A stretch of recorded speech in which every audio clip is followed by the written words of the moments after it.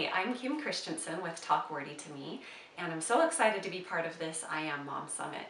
So my background is in journalism and writing, and I went to school and got an English degree with a focus on my passion, which is creative writing.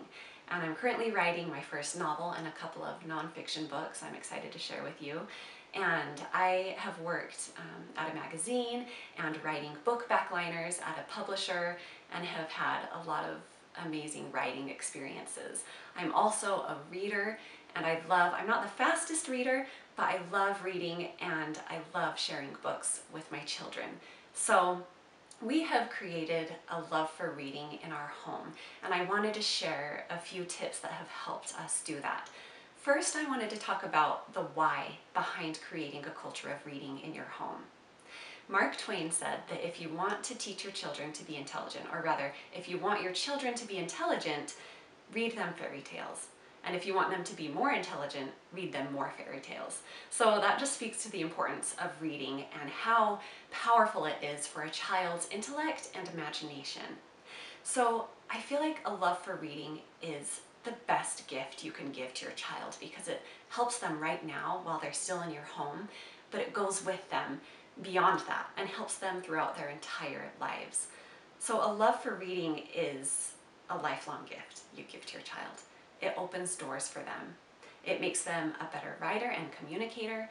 A book is a friend when they're lonely, and a book contains guidance when they need it. It's also an escape when they need to get away.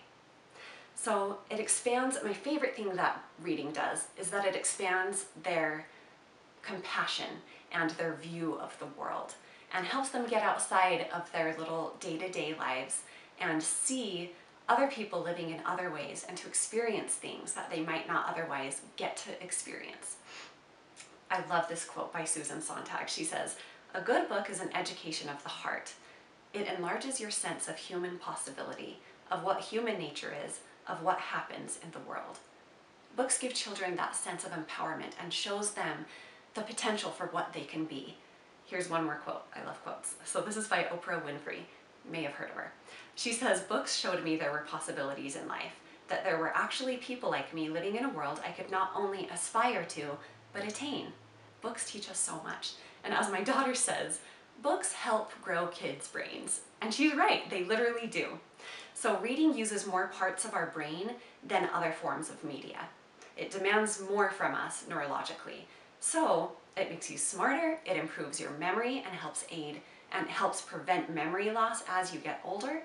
It increases your vocabulary, your spelling, your language skills, your writing proficiency, and it even guards against ADD, which is awesome. It's been proven to reduce stress, whereas technology can increase stress. It improves creativity and imagination as well. But if there's one thing I wanted you to take away from the importance of reading with your children right now, it's the connection that you will foster. And I am far from a perfect mom, but one thing I do consistently every day is read to my children. And I can't tell you how amazing that has been for vanquishing mom guilt. Just taking that time to read with them every day, even if it's for a short time, can just make them feel like you care about them because it's that one-on-one time, and they will come to love that and have such a positive association with reading. And when I think about the books that I read as a child, I have so many good memories of those books, and it's not only the books themselves, but they remind me of my childhood and of that quality time with my mother. So for me, that's the most important thing about reading with your kids. So here are some quick tips to help you foster that love of reading in your kids. So number one is to read aloud to your kids from the time they're babies.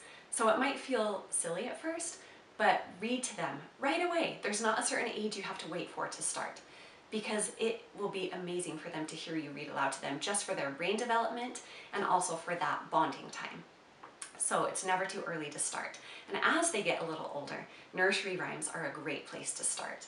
Those are so important for their development and for their reading skills. And if you haven't read to them from the time they were babies and you're thinking, oh, too late for that, it's never too late to start. Start right now, whatever age they are. Tip number 2 is to find the best books. So here are my favorite ways to find my favorite books. Number 1 is the library.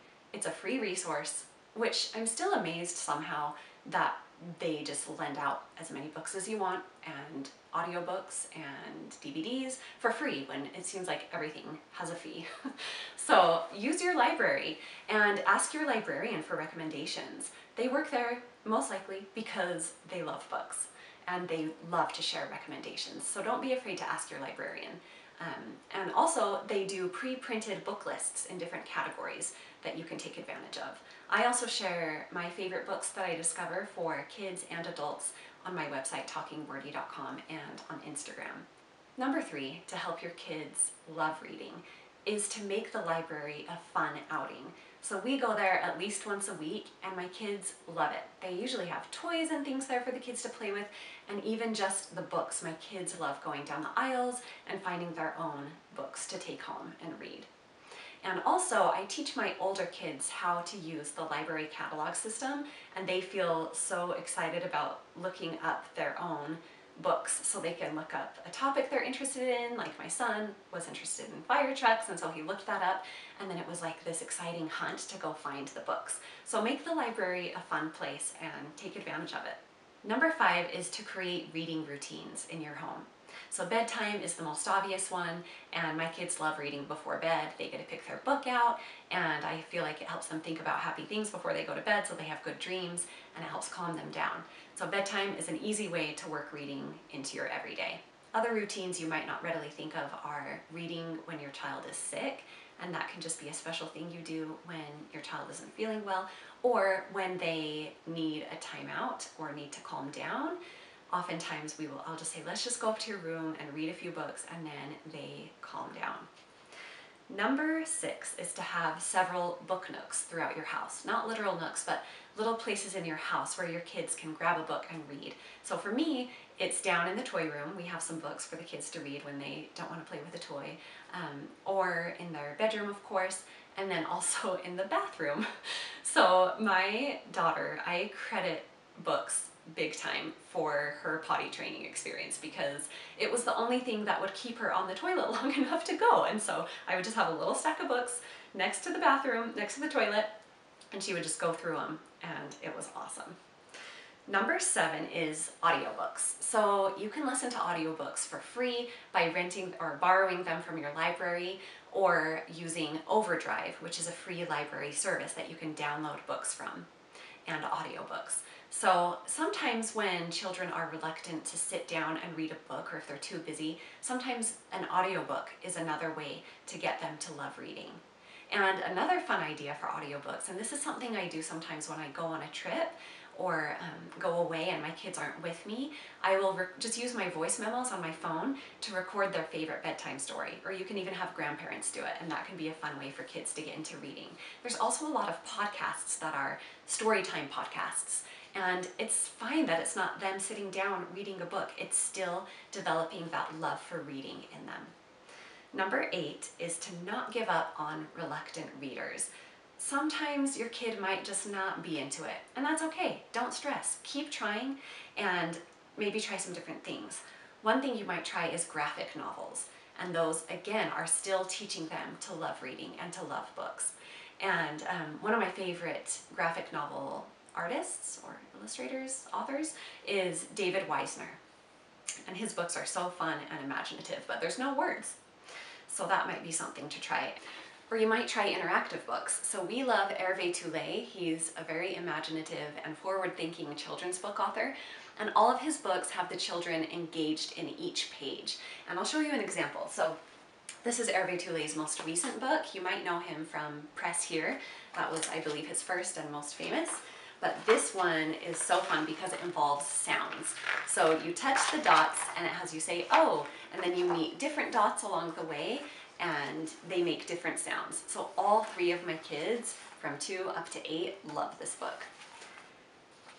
Especially my busy little boy gets him to sit still and enjoy a book. So other ideas for this, like I Spy, those are fun books for kids who might not love traditional books. And also creating a book club with a friend or cousin. So they both read the same book and then they can get together and talk about it over ice cream. And ice cream is the reward. So I just want to reiterate not to sweat it if your kids don't love books right now. It's okay. Oftentimes it comes later in life, and that's fine, as long as you keep being consistent and keep introducing books, but never forcing it or making it a negative thing. Reading should always be a joy. My last tip is to let, and I feel like this is maybe the most important tip, is to let your kids see you read. So if they see you reading, they'll see that it's an enjoyable thing, and it's not just a task, it's not just homework. So if kids see you read, they'll want to do it too. And leading by example is obviously one of the most powerful ways we can teach our kids, right? So if you feel like you don't have time to read, let me just say, you do. Oftentimes the only time I read is before bed. And I'm not a super fast reader, and because I only feel like I have time to read in bed or once in a while in the car, an audiobook, or while I'm doing housework, I don't get through books very quickly. But it doesn't matter. To be a reader, it doesn't mean you have to read 5 books a month, just as long as you're working it into your life. Reading used to be the most common form of entertainment, and today, less than half of American adults read for pleasure. But if you have time to have a social media account, you definitely have time to read. Bring a book or audiobook with you wherever you go. And instead of compulsively reaching for your phone, reach for that instead. And I promise you'll feel more refreshed and relaxed after even a few minutes of reading than scrolling mindlessly through your phone. Another idea is to join a book club. I'm part of a fun one called Delicious Reads, and we share our books, our book lists that we read throughout the year, so you can always get some ideas there. And we also share book club ideas for each book. Thank you so much for listening, and I hope that some of this was helpful. If you have any other questions, please feel free to connect with me on Instagram at Talk Wordy to me. See ya!